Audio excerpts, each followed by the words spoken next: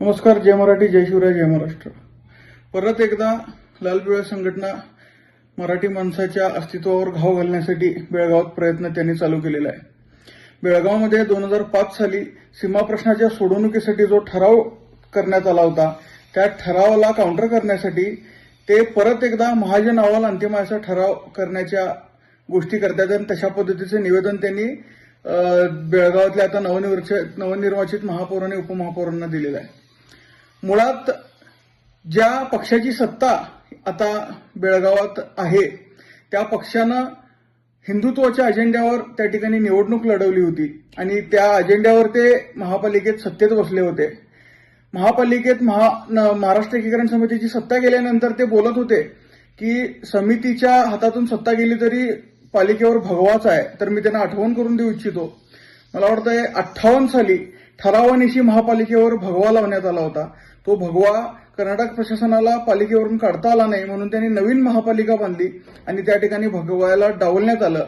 आणि फक्त तेवढंच करून न थांबता पोलीस प्रशासनाच्या मदतीनं त्यांनी तिथं महापालिकेसमोर लाल पिवळा फडकवला आणि तो लाल पिवळा हटवण्यासाठी आम्ही आंदोलनं केल्यावर उलटे आमच्यावरच गुन्हे घालण्यात आले.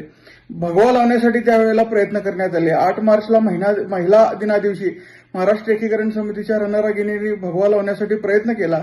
त्यांना ओढत फरफटत त्यांच्या हातातून तो झेंडा काढून घेण्यात आला आणि त्या ठिकाणी त्या सगळ्यांना पोलिसांनी ताब्यात घेतलं. हे सगळा संघर्ष चालू असताना परवा दिवशी जेव्हा महापौर आणि उपमहापौरांची निवड झाली त्यावेळेला तो लाल पिवळा पालिकेतून थेट सभागृहात गेला. प्रत्येकाच्या डोक्यावर लाल पिवळे फेटे होते. फक्त ते नवनिर्वाचित महापौर आणि उपमहापौर नाही तर मराठी भाषिक असणाऱ्या त्या राष्ट्रीय पक्षाच्या नगरसेवकांच्या डोक्यावर सुद्धा लाल पिवळा दिसत होता. ही खऱ्या अर्थानं दुर्दैवाची गोष्ट आहे.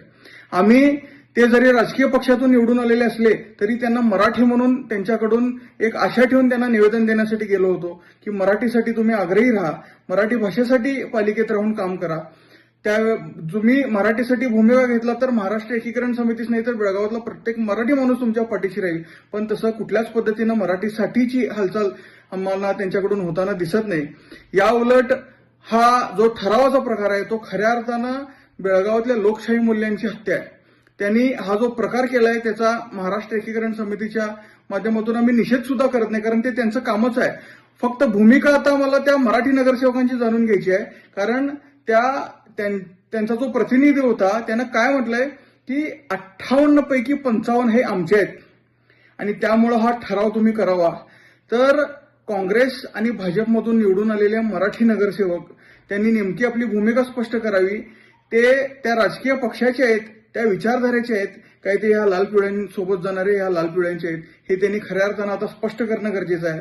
एखादा माणूस येतोय आणि 58 पैकी 55 हे आमचे आहेत, कन्नड भाषिक आहेत असं तो सांगतोय आणि सीमा प्रश्नाच्या विरोधी ठराव करावा असं त्यांना विनंती करतोय आणि त्यांचं निवेदन हसत हसत स्वीकारलं जात आहे. ही खऱ्या अर्थानं शोकांतिक आहे.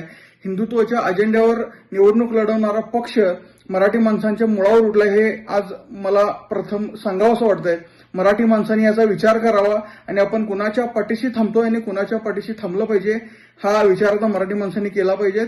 महाराष्ट्र एकीकरण समितीनं ठेका घेतलाय का मराठी माणसांचा असं म्हणतात, पण समितीची सत्ता गेल्यावर बेळगावात मराठी भाषेची आणि मराठी माणसांची अवस्था ही आता न बघण्यासारखी झालेली आहे. यासाठी परत एकदा बेळगावातल्या मराठी माणसांना मी सांगू इच्छितो, तुम्ही दिलेल्या मतदानाचं हे बक्षीस त्या ठिकाणी तुम्हाला ते राष्ट्रीय पक्षातली लोक देत आहेत. भविष्यात असला कुठलाही प्रकार करताना नीट आपली सद्सद्विवेक बुद्धीचा विचार करून त्यांनी मतदान करावं अशी विनंती बेळगावातल्या प्रत्येक मराठी भाषिकांना करतोय. आणि परत एकदा राष्ट्रीय पक्षातून निवडून आलेल्या मराठी भाषिक नगरसेवकांना माझी विनंती आहे, अजूनही आम्ही तुम्हाला मराठी समजतो, मराठीचा अभिमान तुम्हाला आहे अशी एक भाबडी अशा आमच्या मनात आहे.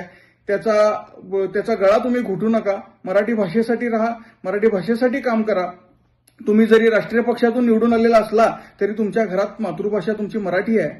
त्यामुळं त्याचं भान ठेवून तुम्ही भविष्यातले निर्णय घ्याल अशी आशा करतो. आणि त्या संघटनांना परत एकदा मी आव्हान करू इच्छितो, तुमच्यात हिंमत असेल तर तुम्ही ते करून दाखवा.